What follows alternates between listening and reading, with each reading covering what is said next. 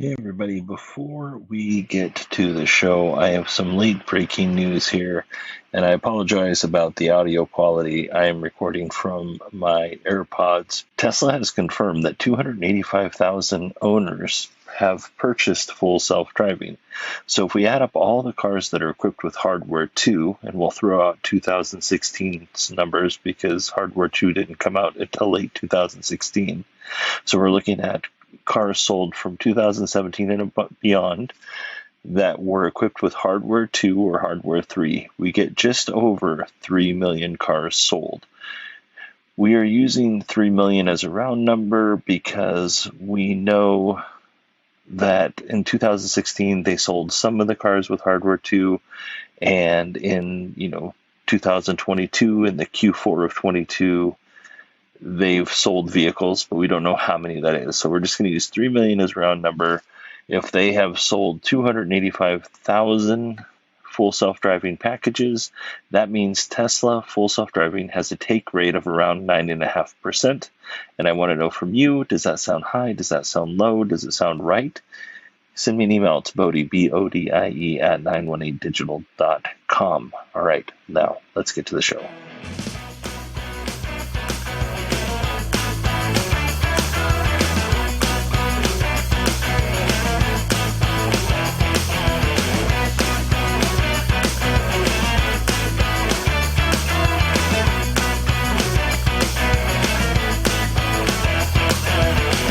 Hello, everyone, and welcome to Kilowatt. My name is Bodie, and I am your host, and we have a lot to get to. Actually, we don't have that much to get to. I don't have any announcements, so let's get to the news because I'm being awkward and weird. So moving on.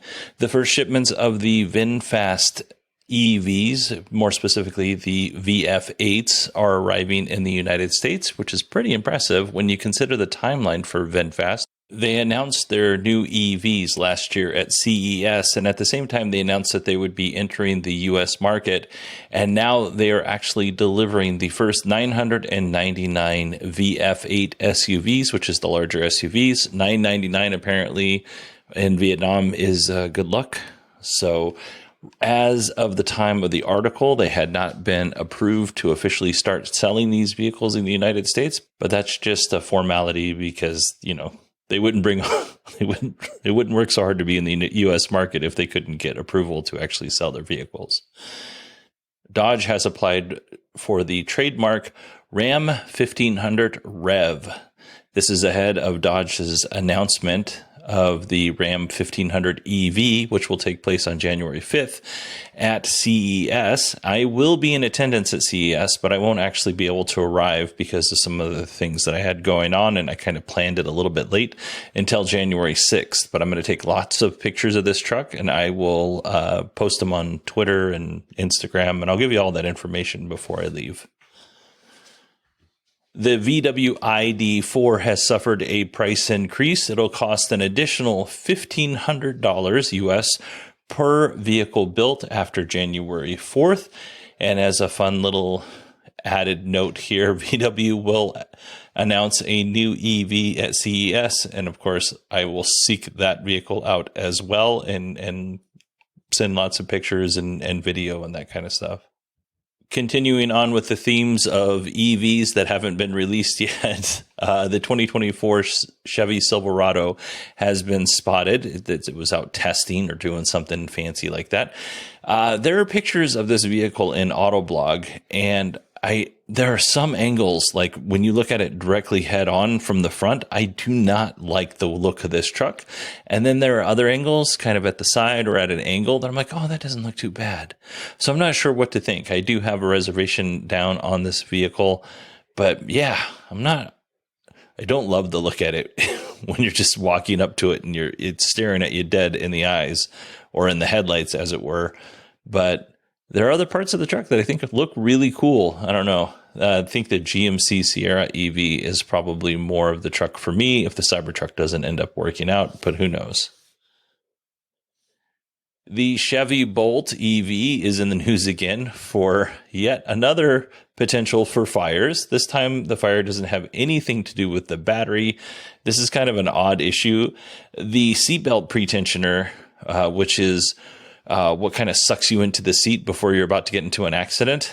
That pretensioner can ignite the carpet around the tensioner. I guess there's some exhaust that goes out, and that could ignite the carpet and potentially cause a fire. I don't know that this is all that big of a deal. There were 3 incidents in the field. They probably were small fires that somebody could easily put out. But if you're unconscious and the car starts on fire, maybe it's a bigger deal. I mean, it is a bigger deal, not maybe, but I don't know. I think this is kind of one of those edge cases, but it's getting a lot of headlines, so I thought I'd tell you about it. Lucid Motors has opened up its first store in Europe. It is located in Hilversum, which of course is in the Netherlands. So if you live in that area and you're going to visit that store, let me know. Send me an email. It's Bodie, BODIE at 918digital.com. Continuing on with our GM news, the National Highway Transportation Safety Administration here in the United States, I know I said administration weird, is investigating GM's Cruise EVs for allegedly causing accidents. Now, if you don't know what GM's Cruise program is, it's basically their autonomous driving. It's their version of Waymo. So these cars are driving around San Francisco and most recently here in my area, and they have just been stopped in the middle of intersections or blocking roadways. And as a result of this, they have caused like secondary accidents. And the National Highway Transportation Safety Administration has received a few complaints about these secondary accidents, and they are looking into it. I don't know if the vehicles have caused any of these accidents. This is all alleged, and they're going to investigate, and we'll get back to you. Just kind of as a side note, too, I've actually signed up to be a beta writer in the GM Cruise program. I have not been accepted yet, but I'll update you if I have, because I don't know. That sounds like a lot of fun. I mean, blocking traffic and causing accidents doesn't sound like a lot of fun. But seeing how GM Cruise, which is the worst name, the Cruise vehicles compares to Waymo is really interesting to me. So I'm excited to hear about that. And before we get to the Tesla news, we have one quick little news hit here. The U.S. government is delaying implementation of the EV tax credit battery requirements in the Inflation Reduction Act. If you remember back to almost all of the earnings calls that we covered this year, or last quarter, I should say, analysts were asking about whether or not the vehicles, it doesn't matter if it was Tesla, GM, or whatever, we're going to fulfill the requirements of the Inflation Reduction Act. There's a lot of requirements for the Inflation Reduction Act. One of those requirements was a certain amount of the battery needed to be sourced and built here in the United States or with partnering countries. The government has now delayed that implementation for the battery side of that tax credit. What exactly this means going forward for the Inflation Reduction Act and what happens between, January 1st and whenever they decide to sort out these details, I don't know what that's going to look like, but I will keep you posted. All right, everybody, if you're listening to this show, you've probably heard ads at the beginning, sometimes at the middle if the show is longer than 30 minutes long, and at the end.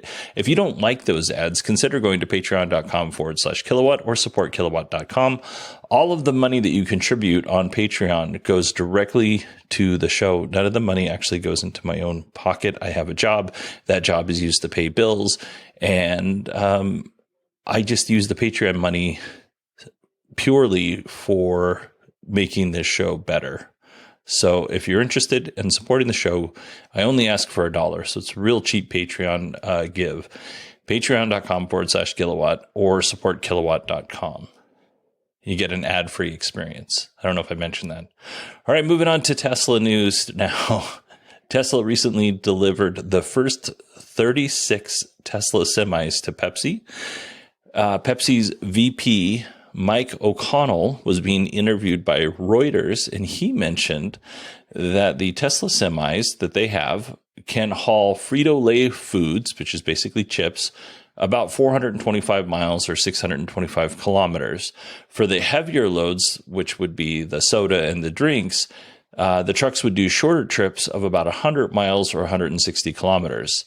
Tesla said in their little debut of the Tesla Semi, or the handover party, the delivery party to Tesla, they said that this vehicle could easily travel 500 miles with a load of 82,000 pounds.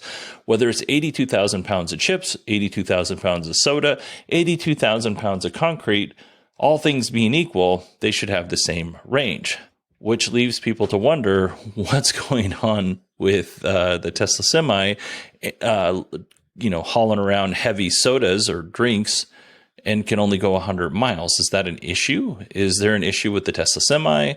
Was it a mistake by O'Connell? Or is Pepsi just limiting these trips for testing purposes and they'll expand the routes over time?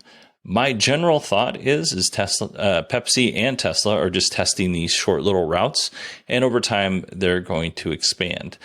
I honestly think if Tesla lied at their delivery event and said that this truck could travel 500 miles with 82,000 pounds of cargo, if they said that it could do that at the delivery event and it ended up not being able to do that, I think that would be I think it would be lights out for Tesla. I think it would be over for them, especially their commercial line. Like no other company is going to take a chance on what is almost certainly going to be a very expensive product and a company that would lie about its capabilities. So even at the event, at the delivery event, I just never got the feeling that Tesla has completely worked out all the bugs for the Tesla Semi. Like their handover event was just to Pepsi. There's no other company. There are other companies who have made reservations for the Tesla Semi, but it was just for Pepsi. There's a close working relationship there. And I genuinely think that the Tesla Semi is probably not done. I think they're probably still doing a lot of testing. By the way, Pepsi will take delivery of another 100 Tesla semis by the end of 2023. Still no word on what they're paying for each of these trucks, but yeah, they're going to have 136 Tesla semis by the end of 2023 total.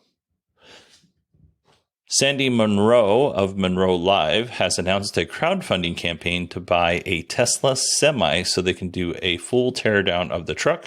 They're trying to raise somewhere close to $200,000, which honestly, it's not enough, Sandy. You probably need about maybe 350. But they're trying to raise that much money, and they're doing that by selling stickers. So you can buy a sticker for $15, and for an additional $35, Sandy will autograph it for you. So a total of $50. Not too bad. I mean, I think having a Sandy Munro autograph would be pretty cool. And I'm thinking about maybe buying one of these and giving it away. Tell me what you think. Do you think that'd be neat, or is that something you guys want? I'm not sure. You know what is something you want, and that is to save money. If you take delivery of a Model 3 or a Model Y before the end of the year, which doesn't give you very much time from the time that you're hearing this podcast, Tesla will not only give you 10,000 supercharger miles, which is about a $500 value, they will also give you a $7,500 credit towards the vehicle. Now, the last time that we talked, Tesla was going to give you the 10,000 supercharger miles, $500 value, and $3,750 off the price of the car. Now they have doubled that to $7,500. So not too bad. Last week when this story came out, there was actually a ton of cars in my area. If you went to Tesla.com and you clicked on buy now, those have all dried up. I can't find any of them. So even if I had an inclination to buy one, I couldn't because they're all gone. But there may be some in your area, so it's worth checking if you're in the market for a new Model 3 or Model Y. Now, if you're not one of those folks that buys new cars, that's totally okay, or you can't afford a new car. I can't afford a new Tesla. There's no shame in that. Used Tesla prices are finally dropping. The average price of a used Tesla in July of 2022 was $67,297, which is stupid. That's a lot of money for a used Tesla. But the good news is in November of 2022, that the average price is now $55,754. So not too bad. That's a 17% decrease if you're keeping track. Now, if I am talking to you and you want to sell your car, not great news. But if you're looking to buy a used car, really good news. Tesla has confirmed that they have consistently produced enough 4680 battery cells to support 1,000 cars per week. That's over 800,000 cells a week. To be more specific, that's 868,000 cells per week, which is pretty amazing. And congratulations to the Tesla team on achieving that.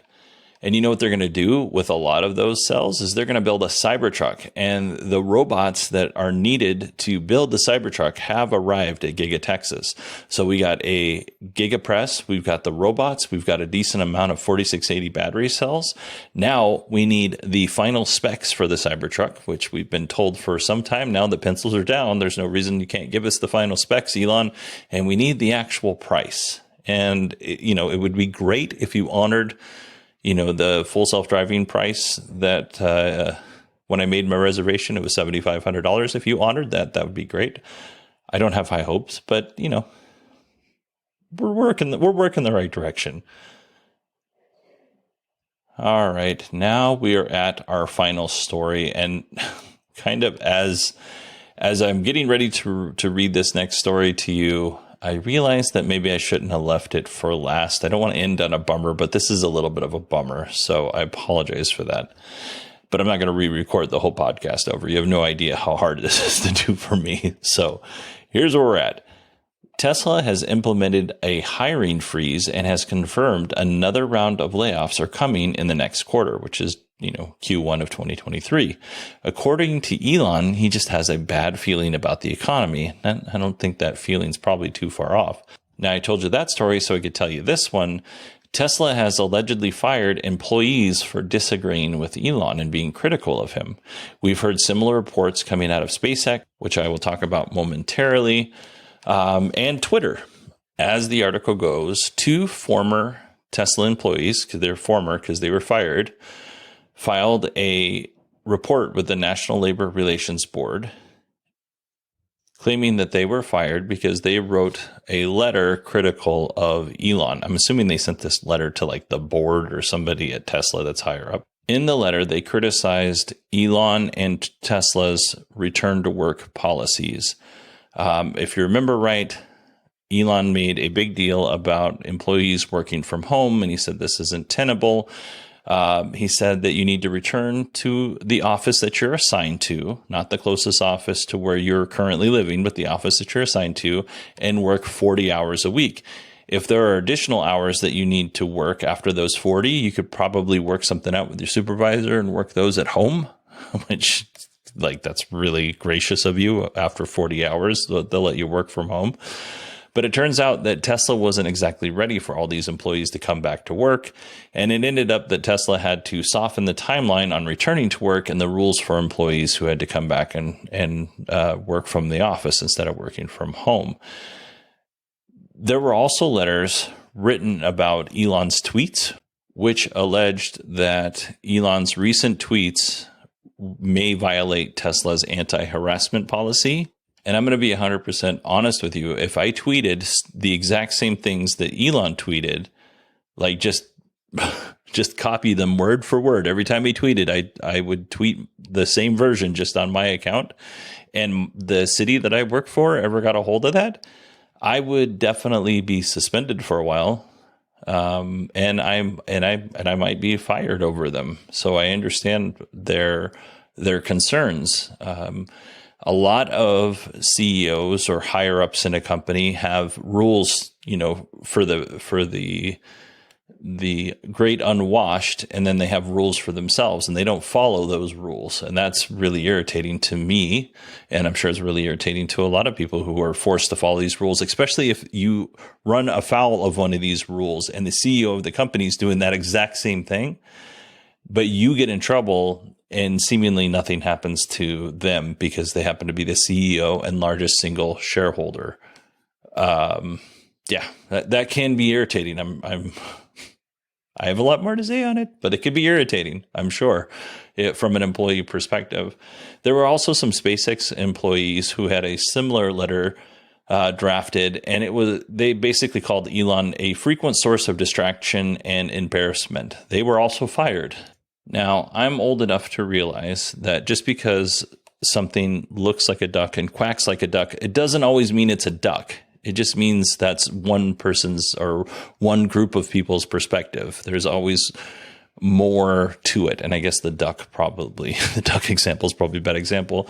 So I don't want to make any judgment calls here. I just want to make you aware of what's going on, what's being alleged. And as the National Labor Relations Board, as they investigate this and we hear back from them, I will fill you in. And I'm sure the same thing will happen with SpaceX. And there's some other similar lawsuits with Twitter and the way that Elon handled mass layoffs there. There's the rules in California that you have to follow, and it doesn't seem like those rules from the outside were followed.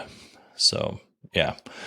Like I said, this was a bummer. I shouldn't have ended on this one because I have no good way to cheerily say goodbye. We are coming up on the end of the year. I hope everyone has a happy and safe New Year's Eve. I want to take a moment to thank you again for supporting the show. It really does mean a lot to me, whether you support it by recommending it to friends, you are a member of the Patreon, or you just listen to the show. That's awesome. Or you provide feedback to me. I think that's awesome as well. If you want to provide feedback, you can email me. It's Bodie, BODIE at 918digital.com. You can also find me on Twitter at 918digital. And if you want to be part of the Kilowatt Slack, just send me an email and ask, can I be a part of the Kilowatt Slack? And I'll let you in. I don't publish the link because I don't want a bunch of ne'er-do-wells in there or bots or whatever. I want to keep it a nice, happy, friendly place. So just send me an email and I'll let you in. All right, everybody, that is it for me this week and for the end of 2022. I don't know how to end this, so I'm just going to say